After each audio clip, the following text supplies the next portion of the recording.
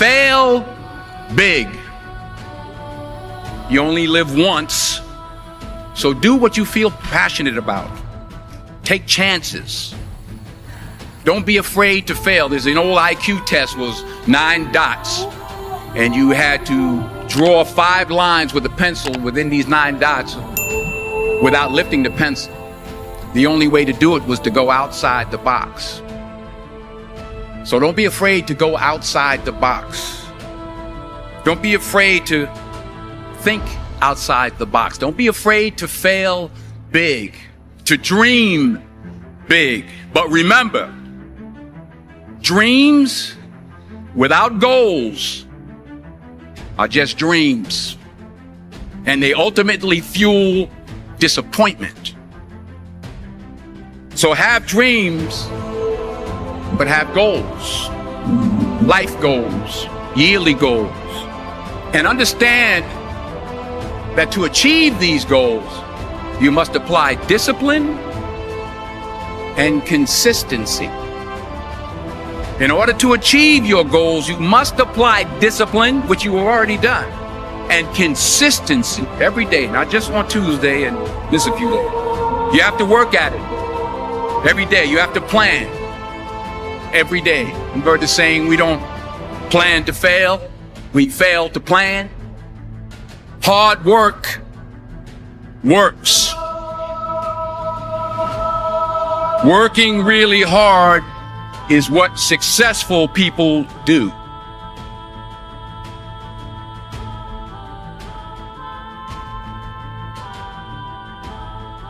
I found that nothing in life is worthwhile unless you take risks. Nothing. There is no passion to be found playing small and settling for a life that's less than the one you're capable of living. I'm sure people have told you to make sure you have something to fall back on. Make sure you got something to fall back on, honey.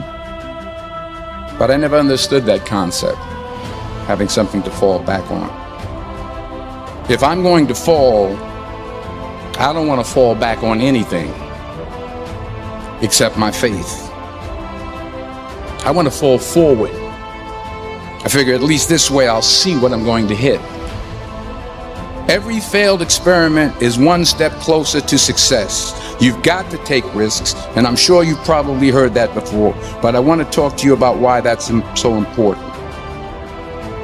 You will fail at some point in your life. Accept it.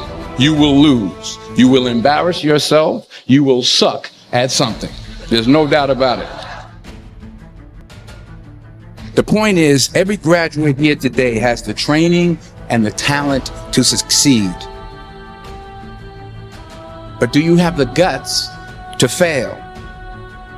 If you don't fail, you're not even trying. If you don't fail, you're not even trying. To get something you never had, you have to do something you never did. Les Brown's a motivational speaker. He made an analogy about this. He says, imagine you're on your deathbed, and standing around your deathbed are the ghosts representing your unfulfilled potential. The ghost of the ideas you never acted on. The ghost of the talents you didn't use. And they're standing around your bed, angry, disappointed, and upset. They say, we came to you because you could have brought us to life, they say. And now we have to go to the grave together. So I ask you today, how many ghosts are going to be around your bed when your time?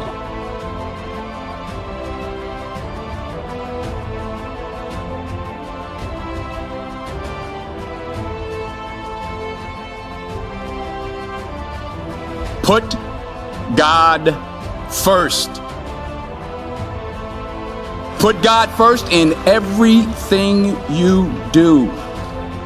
Everything that you think you see in me, everything that I've accomplished, everything that you think I have, and I have a few things, everything that I have is by the grace of God. Understand that. It's a gift. 40 years ago, March 27th, 1975, it was 40 years ago, just this past March, I was flunking out of college. I had a 1.7 grade point average. I hope none of you can relate. I was sitting in my mother's beauty shop and I'm looking in the mirror and I see behind me this woman under the dryer. And every time she looked up, every time I looked up, she was looking at me, just looking me in the eye. And I didn't know who she was. And I said, she said, somebody give me a pen, give me a pencil. I have a prophecy. March 27, 1975. She said, boy, you are going to travel the world and speak to millions of people. Now, mind you, I flunked out of college. I'm thinking about joining the army. I didn't know what I was going to do. And she's telling me I'm going to travel the world and speak to millions of people. Well, I have traveled the world. And I have spoke to millions of people. But that's not the most important thing, the success that I had. The most important thing is that what she taught me, what she told me that day has stayed with me since. I've been protected. I've been directed. I've been corrected. I've kept God in my life and it's kept me humble. I didn't always stick with him, but he always stuck with me. So stick with him in everything you do. If you think you want to do what you think I've done, then do what I've done. Remember, just because you're doing a lot more doesn't mean you're getting a lot more done. Remember that. Just because you're doing a lot more doesn't mean you're getting a lot more done. Don't confuse movement with progress. My mother told me, she said, yeah, because you can run in place all the time and never get anywhere. So continue to strive, continue to have goals, continue to progress. I don't care how much money you make, you can't take it with you. The Egyptians tried it. They got robbed. That's all they got. You can't take it with you. And it's not how much you have. It's what you do with what you have.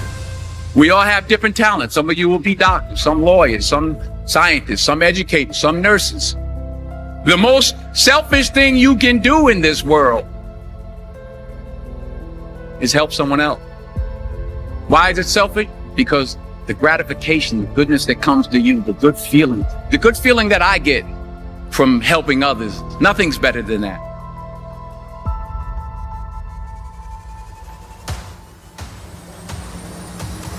Because taking risk is not just about going for a job. It's also about knowing what you know and what you don't know. It's about being open to people and to ideas.